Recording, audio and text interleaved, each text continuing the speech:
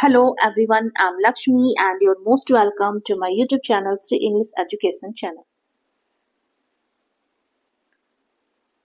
Children, आज का video आपके इंग्लिश लिटरेचर यानी कि क्लास 9th इंग्लिश बिहाइव के चैप्टर 4 का अ ट्रूली ब्यूटीफुल माइंड, इस चैप्टर का नाम है अ ट्रूली ब्यूटीफुल माइंड। इस चैप्टर का हम लोग आज क्वेश्चन आंसर कंप्लीट करेंगे, ये आपके बिहाइव से है। और ऑलरेडी मैंने इस चैप्टर का वर्ड मीनिंग यानी कि डिफिकल्ट वर्ड के मीनिंग्स मैंने कंप्लीट करा दिए हैं। अगर आपने उस वीडियो को अभी तक वॉच नहीं किया है तो उस वीडियो को वॉच कर लीजिए, उसे नोटबुक में नोट कर लीजिए, क्योंकि चैप्टर की वर्ड मीनिंग अगर पता होती है, डिफिकल्ट वर्ड्स की मीनिंग पता होते हैं, तो चैप्टर को समझना या चैप्टर के किसी भी एक्सरसाइज को सॉल्व करना बहुत आसान होता है। ठीक है बच्चों, तो आप उसे वॉच कर लीजिएगा। और आज के जो क्वेश्चन आंसर्स हैं इन्हें भी आप नोटबुक और पेन कॉपी लेके बैठे, आप उसमें अपने नोटबुक में नोट करते जाइए। ठीक है, वीडियो आज का बहुत ही इंपॉर्टेंट और इंटरेस्टिंग होने वाला है, तो इसलिए आप इस वीडियो को स्टार्टिंग से लास्ट तक देखिएगा, क्योंकि मैं सारे क्वेश्चन के आंसर्स को हिंदी में भी बहुत अच्छे से एक्सप्लेन करूंगी। आप एक बार वीडियो को वॉच करेंगे तो सारे क्वेश्चन आंसर्स आपको समझ में आ जाएंगे और अपने नोटबुक में राइट डाउन कर लेंगे, तो आपको कभी भी रीड करेंगे तो बड़ी आसानी से आप लर्न कर पाएंगे, उससे रीड करेंगे, लर्न करेंगे और वीडियो देखने के बाद तो आपको बिल्कुल ईजिली समझ में आ जाएगा। ठीक है, तो चलिए बिना टाइम को वेस्ट किए हुए आज का वीडियो स्टार्ट करते हैं। आपका फर्स्ट क्वेश्चन है, Who had these opinions about Einstein? अब आइंस्टाइन के बारे में ये जो सेंटेंसेस लिखे गए हैं, ये ओपिनियन किसके हैं, उनका नाम बताना है, कौन आइंस्टाइन के बारे में इस तरह के ओपिनियंस रखता है। तो फर्स्ट ओपिनियन है ही वॉज बोरिंग। ऐसा कौन सोचता था उनके बारे में, ऐसा ओपिनियन कौन रखता था? तो ये उनके प्लेमेट्स ऐसा उनके बारे में ओपिनियन रखते थे, ऐसा वो बोलते थे, सोचते थे। He was stupid. अब सेकंड है आपका, he was stupid and would never succeed in life. वो स्टूपिड थे और वो कभी भी अपनी लाइफ में सक्सेस नहीं हो पाएंगे, ऐसा किसने कहा था? ऐसा ओपिनियन किसका था आइंस्टाइन के बारे में?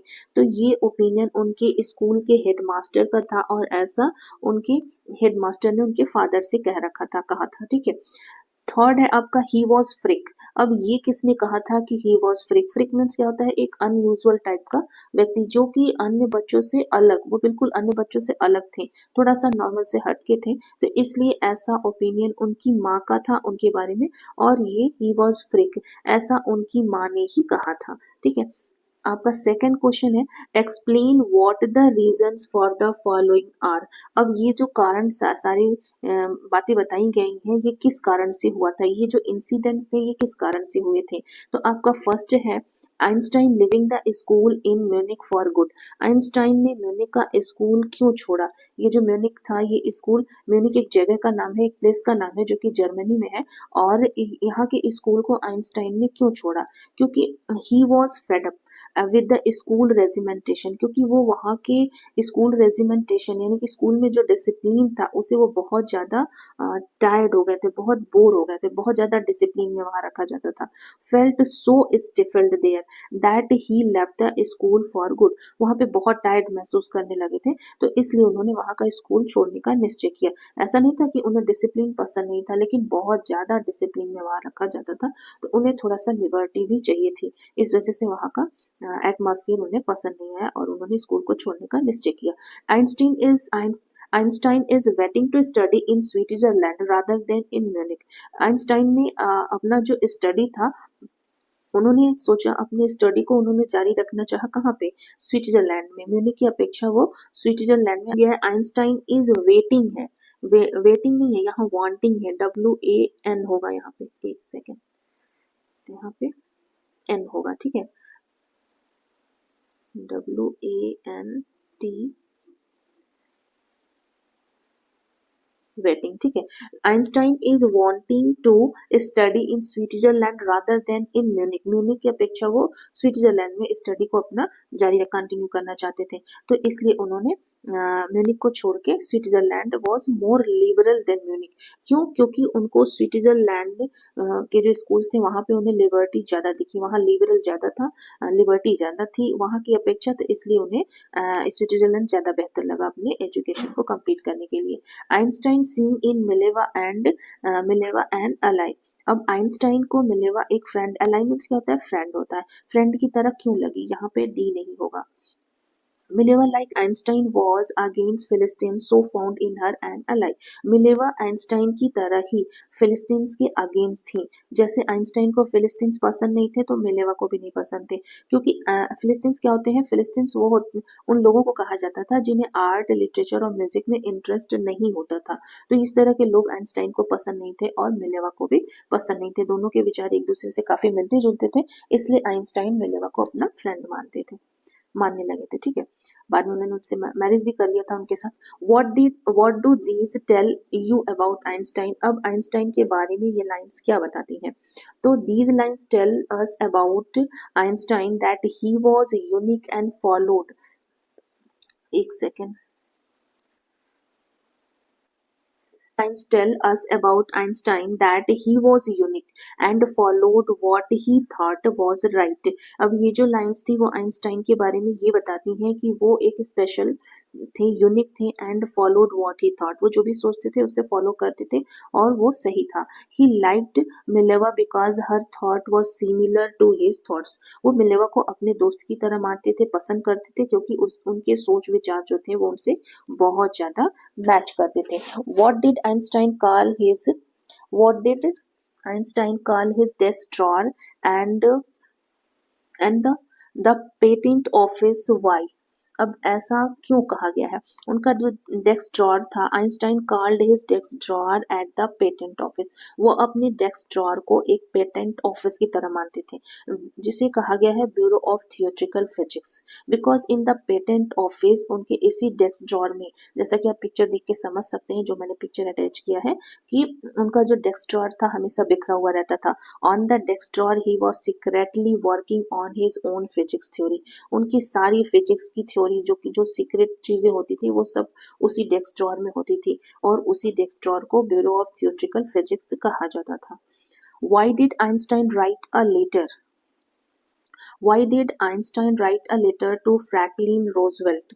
अब यहाँ पे फ्रैंकलिन की स्पेलिंग थोड़ी सी डिस्टर्ब है, इसकी स्पेलिंग में अभी ठीक कर दे। Write a letter to Franklin Roosevelt. अब रोजवेल्ट को उन्होंने एक लेटर क्यों लिखा था? Einstein had migrated to the USA on the request of a colleague. अपने एक कलीग के कहने पे उन्होंने यूएसए को, वहां से वो माइग्रेट कर गए, एंड वहां से मतलब वहां से दूसरी जगह चले गए। He wrote letter, L E होगा यहाँ,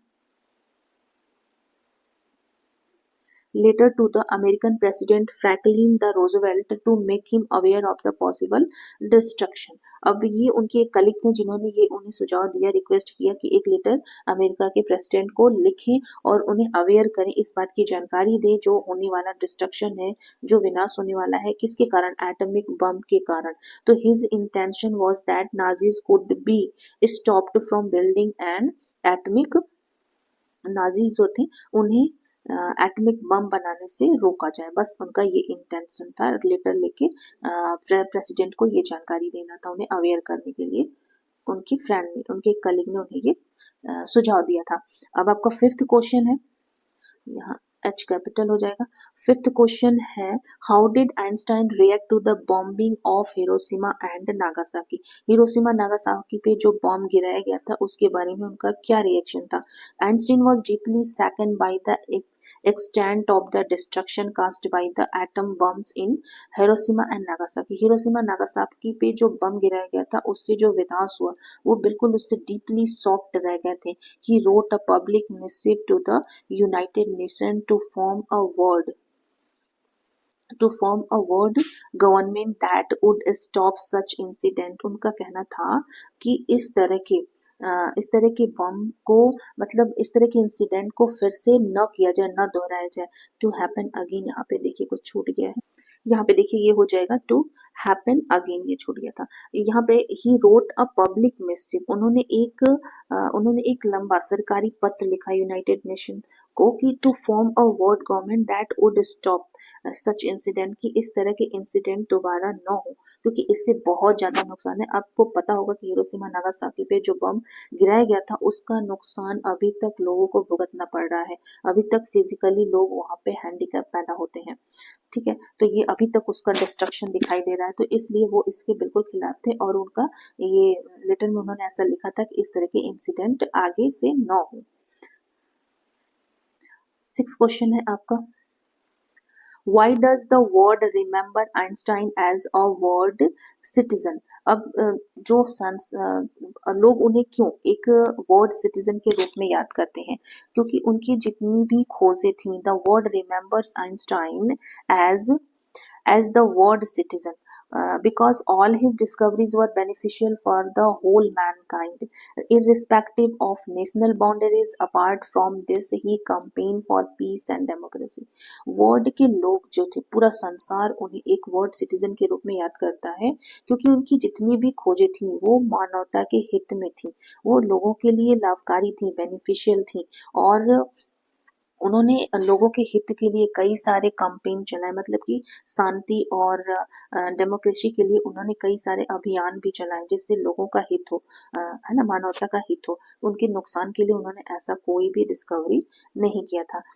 दस he is rightly called as the world citizen, इसीलिए उन्हें वर्ल्ड सिटीजन के रूप में जाना जाता है, कहा जाता है। इसके बाद देखिए बच्चों, मैंने एक यहाँ पे answer this question in comment box, आपको एक क्वेश्चन मैंने दिया हुआ है, इसका आंसर आपको कमेंट बॉक्स में देना है। In which subject did Einstein receive the Nobel prize? किस सब्जेक्ट में उन्हें नोबेल प्राइज दिया गया था?